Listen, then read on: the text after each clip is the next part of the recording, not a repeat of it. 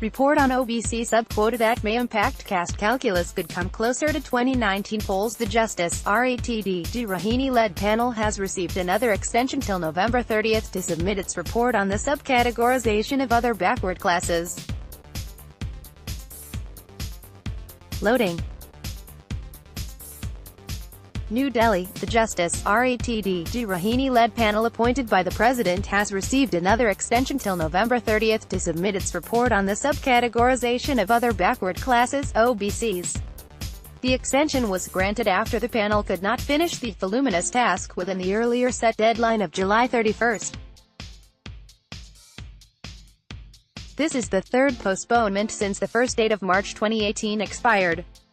The UP government had also tried to work on subcategorizing OBCs but could not complete the task due to the unavailability of caste census. Initially, the commission headed by Justice RATD Rahini was given 12 weeks to submit the report to the President.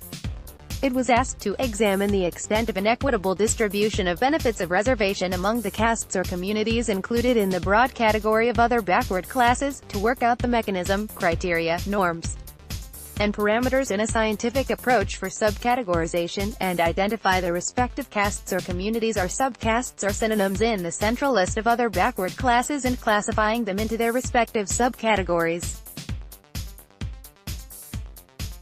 One of the primary hurdles before the Commission has been to enumerate the exact numbers under the OBC list and check whether the upper caste OBCs have snatched the benefits intended for the entire community. The Mandal Commission had brought in some sweeping changes in the country's political landscape by granting 27% reservation to OBCs. This new panel is now being looked at from the optics of Mandal 2.0, an attempt by the ruling government to show the lower castes within OBCs that it thinks about them. However, this move has led to several questions. What will be the fallout of the subcategorization? What is the intention of the government behind this in the absence of the latest caste census data? Sanjay Kumar, director at the Center for the Study of Developing Societies (CSDS), believes that though the main idea behind the exercise is novel, the ramifications have political concerns at the forefront. Look at the Yadavs or Kurmis of Bihar, who are already polarized in favor of the RJD or Nitish Kumar and not the BJP. The upper layer of OBCs in UP is also sharply polarized in favor of the Samajwadi Party and others. So, neither the BJP nor the Congress gets a sizable number of votes among the upper layer. The whole idea is to send a message that they are the only ones who care about the lower OBCs. However, the political mileage out of this exercise will only go to the ruling party, said Kumar. When the Mandal Commission was implemented, reservation was extended to people belonging to the OBC category in both central government jobs and educational institutions. However, over time, it was perhaps felt that most of the benefits were cornered by the upper layer among OBCs such as Yadavs and Kurmis in UP and Bihar and Vocaligas and some sections of Lingayats in Karnataka. Several castes under the OBC category were left out as the upper layer usurped the benefits. Did this form the cornerstone to conduct a Mandal 2.0? Is empirical data on socio-economic status of OBC subcastes available? The Mandal Commission had relied on the 1931 caste census data to propose that India had 54% OBC population and recommended 27% reservation for the caste group.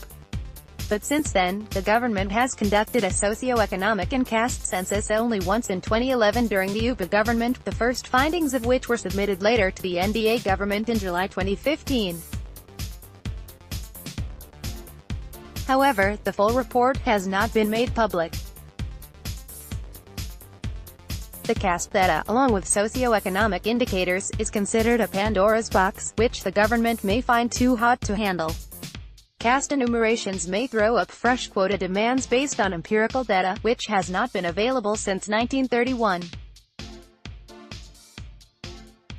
News 18 had also learned from sources that a special pro forma was sent to government departments, both central and state, in the last 6 months, seeking caste breakup within the OBC category. The Ministry of Social Justice is now tabulating and processing the inputs.